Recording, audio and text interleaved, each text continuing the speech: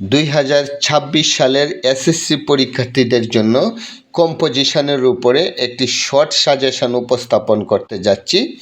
কারণ তোমরা সবাই জানো আর মাত্র কিছুদিন বাকি। তো সেই ধারাবাহিকতায় ইংরেজি সেকেন্ড পেপারের উপরে সেই সাজেশানটি।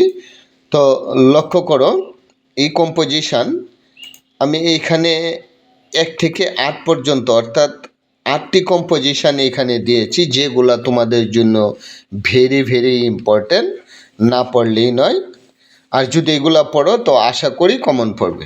তো লক্ষ্য করো, duties of a student, computer, internet, wonder of modern science, physical exercise, aim in life, the season you like most, childhood memorise. এগুলা তোমরা ভালোভাবে পড়ে নিবে। আর আরেকটি বিষয় হচ্ছে, এখানে computer, internet, wonder of modern science, এই 3টি সেম ক্যাটাগরি।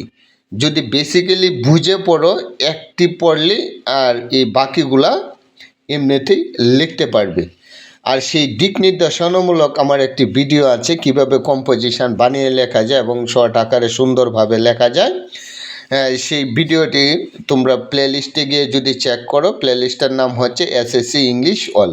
সেখান থেকেও তোমরা দেখে ভালোভাবেই লেখার একটা আয়ত্ত করতে পারবে। আজ এই পর্যন্তই। পরবর্তী প্রত্যেকটি ভিডিও সহজে পেতে ভিডিওটিতে একটি লাইক দিয়ে জুরু টু জব ইংলিশ ইউটিউব চ্যানেলটিকে সাবস্ক্রাইব করে বেল আইকনে ক্লিক করে রাখো।